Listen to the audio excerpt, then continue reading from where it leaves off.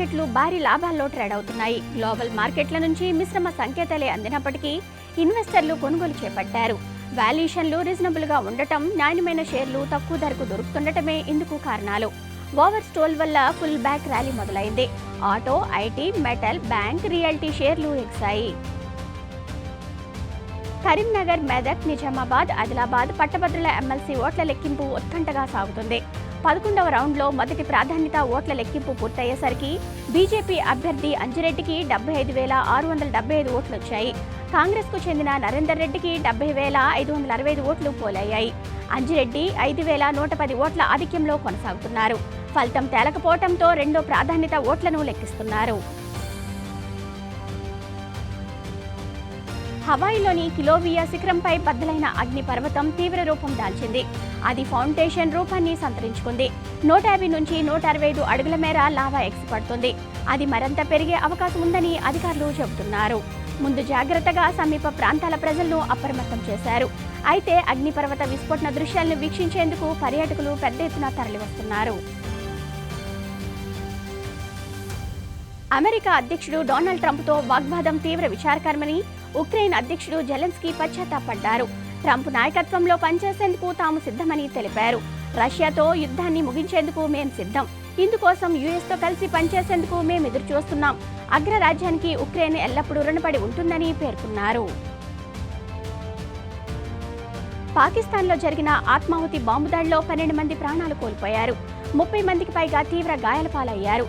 Khyber పఖ్వాక్వా ప్రావిన్స్లోని bun కంటోన్మెంట్పై ఆత్మాహుతి దాడులు జరిగాయి. ఈ దాడుల దాటికి అక్కడ ఉన్న భవనాలు కుప్పకూలాయి. సైనికుల దాడిలో 6 ఉగ్రవాదులు హతమయ్యారు. రంజాన్ మాసం ప్రారంభమయ్యాక ఇది 3వ దాడి. దుబాయ్లో ఇండియా ఆస్ట్రేలియా సెమీఫైనల్ మ్యాచ్లో తీవ్ర భద్రతా లోపం చోటు చేసుకుంది. కేఎల్ రాహుల్ 6 కొట్టి మ్యాచ్ను గెలిపించిన అనంతరం ఓ అభిమాని గ్రౌండ్లోకి దూసుకొచ్చి ఆయన్ను హక్ చేసుకున్నాడు.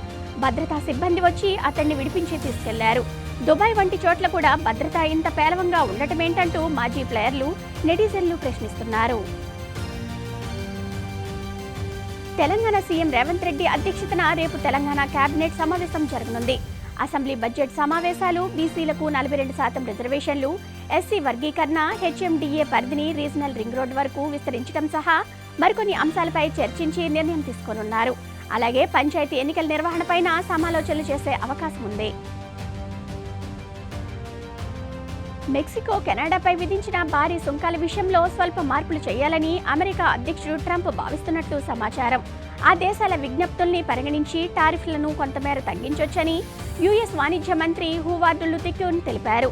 మరోవైపు తమ దేశాన్ని ఆక్రమించాలన్న ప్రణాళికతోనే ట్రంప్ భారీగా సుంకాలు విధించారని కెనడా పీఎం జస్టిన్ ట్రూడో ఆరోపించడం గమనార్హం. సెర్బియా పార్లమెంట్లో తాజా సమావేశం రసాబసగా మారింది. ప్రతిపక్ష సభ్యులు పొగ బాంబులు, బాష్ప వాయువును ప్రయోగించడంతో కలకలం రేగింది. స్పీకర్తో పాటు 2 ఎంపీలు గాయపడ్డారు. వారిలో ఒకరికి గుండెపోటు రావడంతో పరిస్థితి విషమంగా ఉందని అధికారులు తెలిపారు. ప్రభుత్వ అవినీతిపై గత 4 నెలలుగా అక్కడి విద్యార్థులు నిరసనలు వ్యక్తం చేస్తున్నారు. వారికి మద్దతుగా ప్రతిపక్షాలు తాజా చర్యలకు పాల్పడ్డాయి. కిడ్నాప్, చోరీ, మర్డర్ లాంటి సంఘటనలు జరగకుండా మహా కుంభమేళాను విజయవంతంగా నిర్వహించామని యూపీ సీఎం యోగి ఆదిత్యనాథ్ వెల్లడించారు. 7,500 కోట్లు ఖర్చు చేస్తే పలు రంగాలకు 3 లక్షల కోట్ల ఆదాయం వచ్చిందన్నారు. అనేక కుటుంబాలు లాభపడ్డాయని తెలిపారు. ఓ ఫ్యామిలీ 130 బోట్లను నడిపిస్తూ 30 కోట్లు సంపాదించిందని పేర్కొన్నారు. రాజ్యాంగం, కోర్టు తీర్పులు, సంప్రదాయాల ప్రకారమే ప్రతిపక్ష నేత హోదాను నిర్ధారించగలమని ఏపీ స్పీకర్ అయ్యన్న పాత్రుడు తెలిపారు.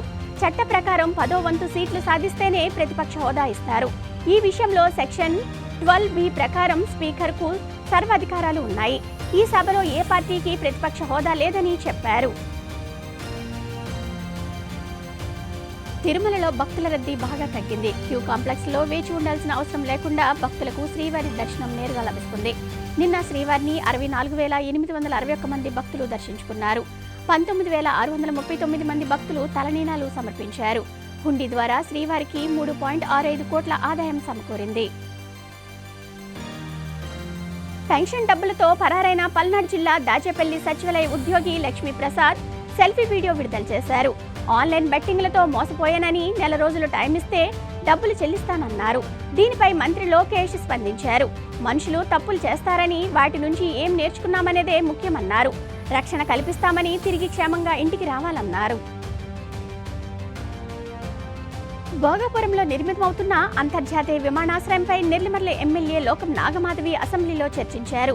శరవేగంగా నిర్మాణ పనులు జరుగుతున్నప్పటికీ సరైన రోడ్డు వ్యవస్థ ఉందా, ప్రయాణికులు ఇబ్బందులు పడకుండా ఫ్లైట్ ఎక్కేందుకు ప్రణాళికలు సిద్ధం చేసుకుంటున్నామా అని ప్రశ్నించారు. ఆ సూచనలు ఏవీ కనిపించడం లేదని, వచ్చే బడ్జెట్లో ప్రణాళిక రూపొందించాలని కోరారు. విజయనగరం జిల్లా చీపురుపల్లిలో వెలిసి ఉన్న శ్రీ కనక మహాలక్ష్మి అమ్మవారి 27వ జాతర ముగిసింది. 3 రోజుల పాటు వేలాది మంది భక్తులు అమ్మవారిని దర్శించుకుని మొక్కులు చెల్లించుకున్నారు. మంగళవారం రాత్రి భారీగా బాణాసంచాన్ని వెలిగించి యాత్రను ముగించినట్లు ఆలయ కమిటీ సభ్యులు తెలిపారు. తమ సమస్యలు పరిష్కరించాలని డిమాండ్ చేస్తూ ఆశా కార్యకర్తలు ధర్నాకు దిగారు. విజయనగరం జిల్లా రాజాంపట్నం పిహెచ్సి వద్ద ఉద్యోగ భద్రత కల్పించాలని, కనీస వేతనం 26,000 ఇవ్వాలని నినాదాలు చేశారు. అనంతరం ఆయా డిమాండ్లతో కూడిన వినతి పత్రాన్ని వైద్యాధికారి కిరణ్ కుమార్ కు అందజేశారు. ప్రసిద్ధ పుణ్యక్షేత్రం సంగమేశ్వర స్వామి ఆలయానికి మహాశివరాత్రి జాతర సందర్భంగా 7,65,980 రూపాయలు ఆదాయం సమకూరింది. హుండీల ద్వారా 1,32,369 రూపాయలు ఆదాయం రాగా, స్పెషల్ దర్శనాలు, టికెట్లు, ప్రసాదాల విక్రయాలు తదితర రూపాలలో మిగిలిన ఆదాయం సమకూరిందని దేవస్థానం అధికారులు వెల్లడించారు. పార్వతీపురం మన్యం జిల్లా మక్కు మండలం గిరిశిఖర గ్రామమైన చిలకమెండింగి ఎంపీపీ స్కూల్ విద్యార్థులు చెట్ల కింద విద్యను అభ్యసిస్తున్నారు. పాఠశాల మంజూరయ్యి 40 ఏళ్లు అయినా నేటికి స్కూల్ బిల్డింగ్ నిర్మించకపోవడంతో గిరిజన విద్యార్థులు అవస్థలు పడుతున్నారు.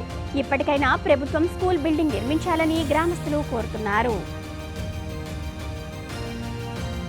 విజయనగరం జిల్లా రాజాంపోలిపల్లి పైడితల్లి అమ్మవారి 99వ జాతర మహోత్సవం ఈ నెల 9వ తేదీ నుంచి 3 రోజుల పాటు జరగనున్నాయి. జాతరకు వచ్చే భక్తులకు ఇబ్బందులు లేకుండా అధికారులు సర్వం సిద్ధం చేస్తున్నారు. ఈ మేరకు ఉత్సవాల ఏర్పాట్లపై ఈవో మాధవరావు అధ్యక్షతన పోలీస్, రెవెన్యూ, మున్సిపల్, అగ్నిమాపక అధికారులతో సమావేశం నిర్వహించారు. మా సమస్యలను పరిష్కరించరా, నెల రోజుల నుంచి సమస్యలపై పోరాటం చేస్తుంటే పట్టించుకోరా అంటూ విజయనగరం జిల్లా గరివిడి పశు వైద్య కళాశాల విద్యార్థులు ఆందోళన బాట పట్టారు. కళాశాలను ఖాళీ చేయాలని మేనేజ్మెంట్ ఆదేశించడంతో ఏం చేయాలో దిక్కుతోచని పరిస్థితిలో కళాశాల ముందు బుధవారం ధర్నాకు దిగారు. తమకు న్యాయం జరిగే వరకు నిరసనను కొనసాగిస్తామన్నారు.